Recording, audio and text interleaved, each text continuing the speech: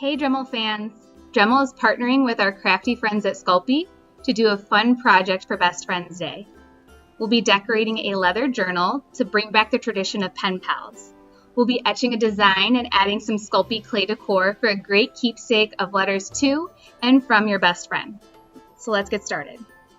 First, I place a piece of transfer paper, dark side down, on top of the leather journal, and then I tape it in place. Then, I will place the printed design over the transfer paper and secure it with tape.